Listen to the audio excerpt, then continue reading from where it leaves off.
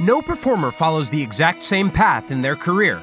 Some actors hit it big early on and immediately become household names. Others find steady work filling supporting roles and more niche shows and movies. Then you have actors who are always around but only really hit it big after a few decades of appearing in a wide range of projects. Ryan Reynolds is that kind of actor. Now known across the world for his portrayal as Deadpool, the good version, and the voice of Detective Pikachu in the upcoming live-action Pokemon movie, Ryan Reynolds is an extremely well-known and accomplished performer. His rise to this status is also a fascinating one, filled with many leaps forward and numerous setbacks. In this video, we're going to outline the story of Ryan Reynolds and how he went from a college dropout to one of the most successful actors working today. Ryan Reynolds was born in Vancouver, Canada in 1976. He grew up in Vancouver and had 3 older brothers and graduated from Kitsilano Secondary School in 1994. He would go on to attend KWANTLEN Polytechnic University, but would later drop out as his acting career began to take off. His first major role was in the Canadian teenage soap opera 15, which went by the name HILLSIDE in Canada. Here he played Billy Simpson, a teenager struggling with his parents' divorce.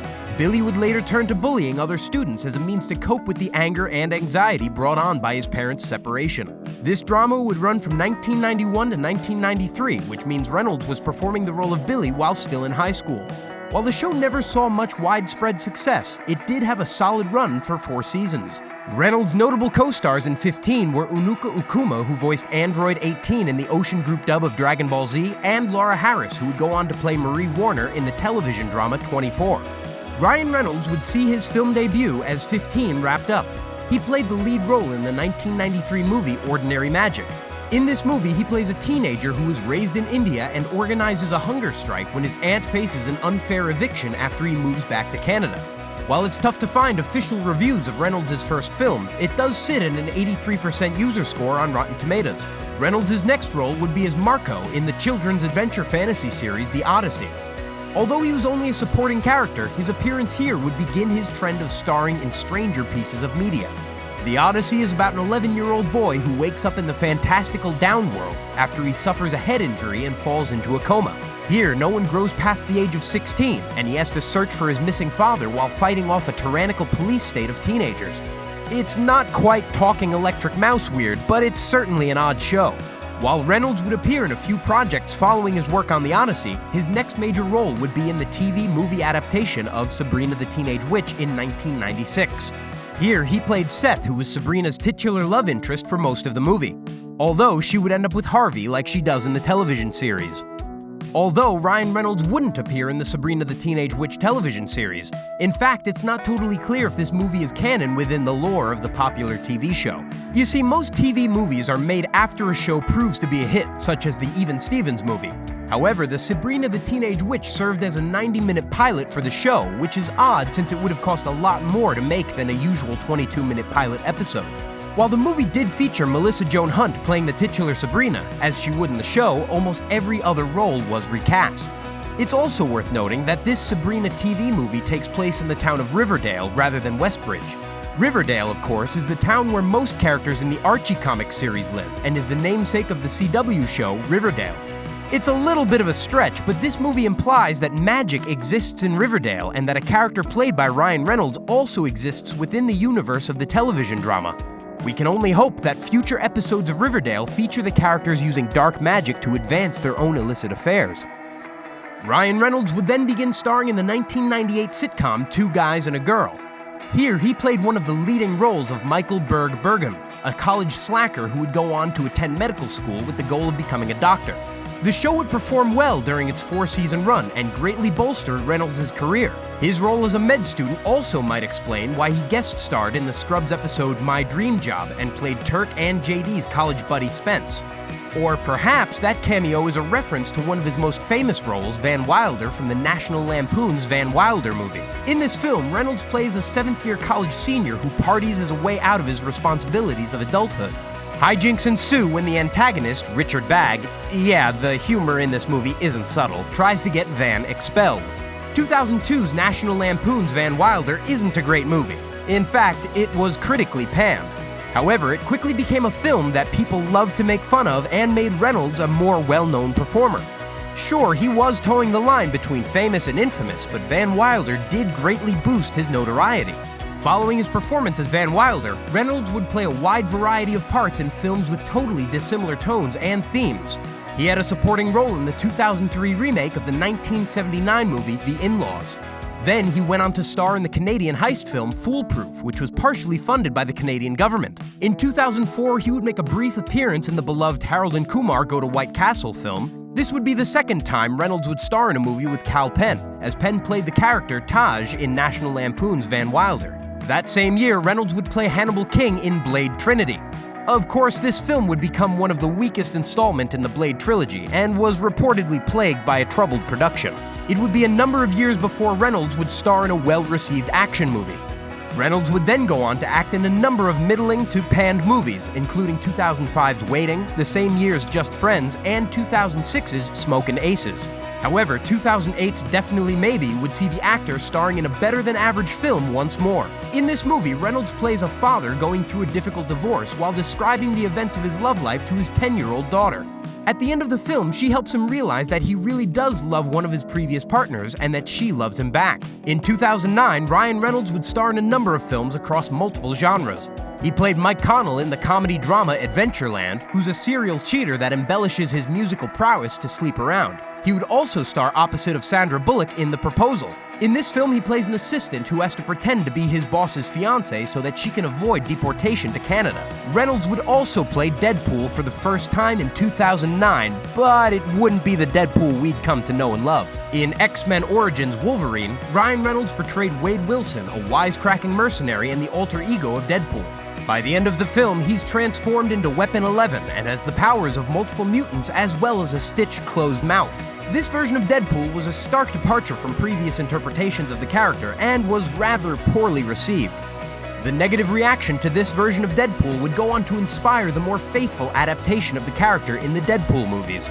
Then again, pretty much anything would be closer to authentic Deadpool than the X-Men Origins version.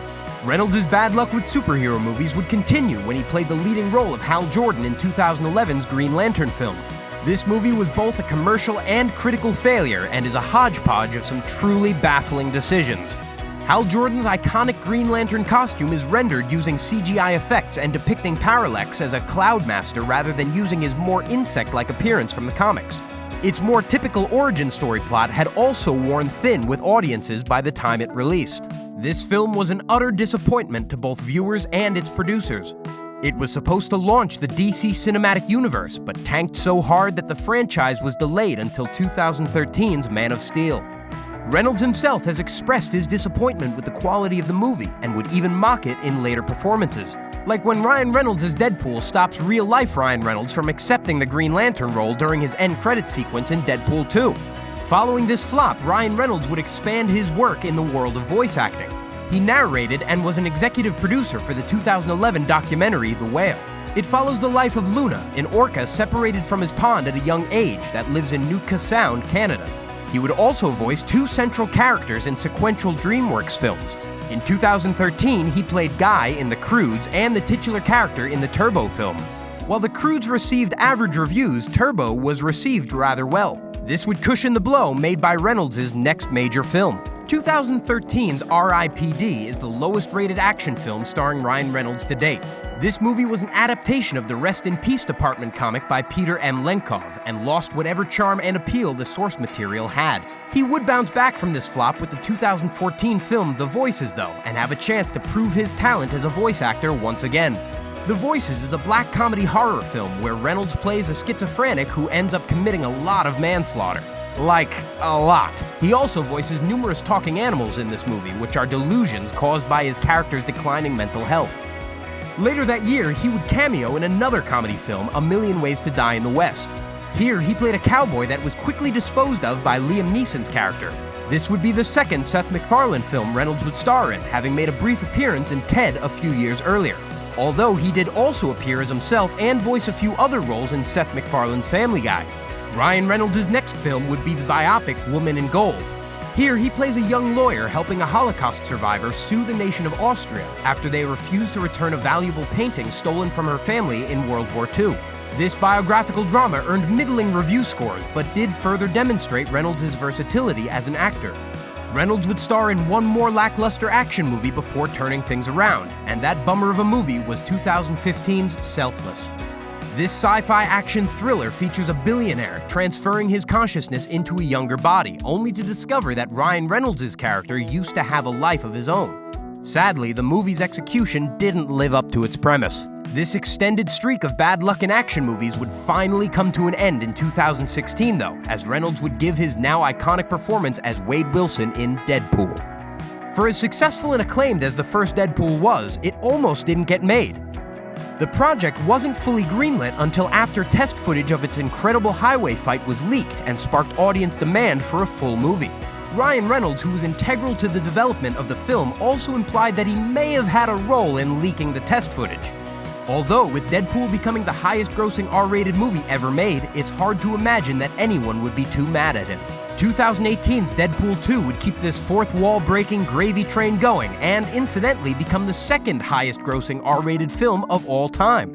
It's also worth noting that Reynolds voiced the character Juggernaut in this film and received a writing credit. There was also a PG-13 cut of the film, titled Once Upon a Deadpool, which borrowed the storytelling narrative device of the Princess Bride movie, as well as Fred Savage. Although Reynolds previously stated that he would only participate in Deadpool projects if the film were rated R, he did contribute new scenes in Once Upon a Deadpool, as part of the recut's earnings went to charity. His most notable upcoming project is, without a doubt, the Detective Pikachu movie, where he will voice the coffee-drinking, talking Pikachu. He also did motion capture work for the movie, which is sure to provide some incredible behind-the-scenes content. With a second movie already in the works and all indications pointing to Detective Pikachu being a hit, Reynolds is also likely to voice the titular Pikachu in the sequel. In his personal life, Reynolds is married to actress Blake Lively, and the couple have 2 young daughters.